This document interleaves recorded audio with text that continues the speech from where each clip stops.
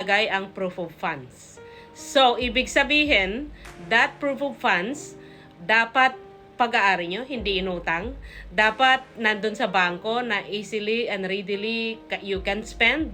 You can't if you don't have richness from the Philippines. Kasi Pilipino tayo. If you think about it, you have millions of peso. Issue money lang naman. But then, by all means, you are welcome to Canada. However, if you don't have enough funds, then forget about it.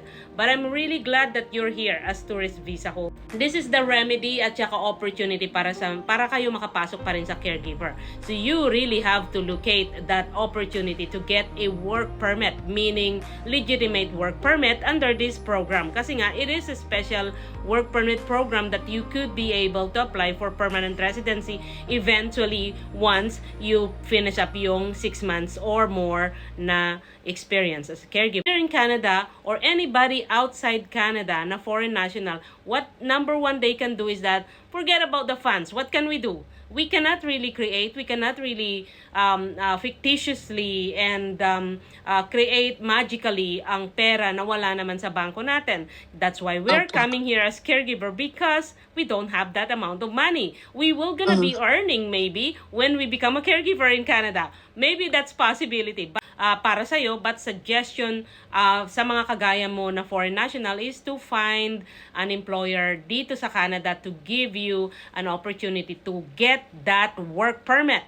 So ano yung mga work permit na yon? Yes, sabi nila, pagka nag-apply ka ng work permit, LMIA, nanny, or caregiver, they might gonna return the application kasi nga naka-close yung opportunity na yon. However, again, there's always a way, you know? However, because may opportunity na ganon, two things na pwede mong gawin, pwede kang kumuha ng work na pwede kang magpa-LMIA na other than caregiver para walang restriction.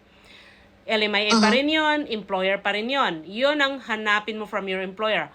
Also, another one, pwede ka pa rin ding i-take advantage yung caregiver program na caregiver, nanny, LMIA. The reason is that bakit may mga na-a-approvean na LMIA, work permit, caregiver, and they are tourist visa, pure tourist visa. I call them pure tourist visa pagka kahit kailan hindi sila nagkaroon ng work permit.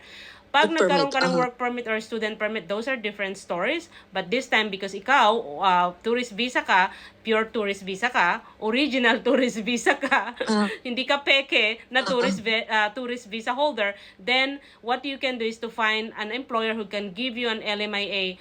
Either you can take a chance. In every LMIA, every opportunities etong employer na binibigay sa mga foreign national na kagaya mo, you always have to take a chance. Always. First, of course, that's the good thing kung mayroon kang experience, mayroon kang educational background, CELPIP, English, ECA, etc. However, again, I repeat, I go back to what I always say to everyone, immigration is always taking a chance. For you, may experience ka man o wala, importante pa rin may employer na nag-o-offer sa'yo ng LMIA. So, you have option. Pwedeng caregiver, pero again, there's a possibility na i-return yung application or i-refuse. But, there's always a possibility naman na ma-approve. As you can see on my blogs. And then second thing is that, another one is pwedeng housekeeper. The problem with housekeeper is that pag hindi, pag stricto yung officer, yun na napapansin ko, pag stricto yung officer, they can refuse yung application mo for LMIA, even though mayaman yung employer, may malaking bahay yung employer, is still discretion ng officer. Kung hate ng officer, yung foreign national puntahin dito, I have an experience with all those things. One officer said, "Oh, bakit ka magpapapasok dito ng foreign national?" Yun yung word niya, exactly like that word I'm quoting. Thinking about at the back of my mind, kaya nga nagpapapasok tayo ng mga foreign national na kagaya ninyo. I used to be a foreign national. I was a foreign national. I got my immigration dito sa Canada, but naging kumbaga, naging citizen ako. But all of those people, and even this particular officer, I know exactly that she's an immigrant here in Canada, and that's exactly what she's talking. But what can we do? It is the rule. But you take a chance. I'm asking about specifically yung sa bahay. Kasi there are people who are really, really filthy rich, pero they prefer to have a small house. Kasi nga, sabi ko nga sa'yo, we always take a chance in terms of immigration, but we always need LMIA, we always need employer.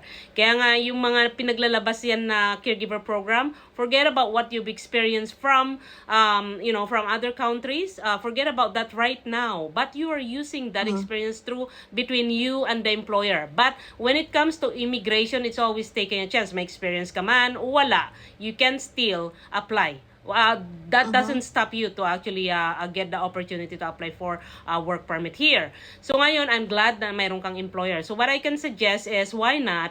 Kasi madali ang mag-process ng LMIA kapag ka-caregiver or nanny. Pero as what I've said, I'm telling you the information na it might gonna return or it might gonna be refused. Pag nag-apply ka na ng work permit, I don't have any problem sa employer when it comes to caregiver or nanny. Maa-approvean yan kung may kakayanan sila na magbigay ng trabaho talaga sa isang foreign national. Maa-approvean yan kung may kakayanan sila financially. May mga naa-approvean na caregivers and nanny na tourist visa, pure tourist visa. If you're talking to me as your family or as your friend, I would suggest take advantage of the caregiver program kung mayroon silang opportunity. Ngayon, the good thing is that pwede kang makakuha ng PR mo pag nakakumpleto ka na ng 6 months dito without the need of showing that millions of peso proof of funds. Okay? So,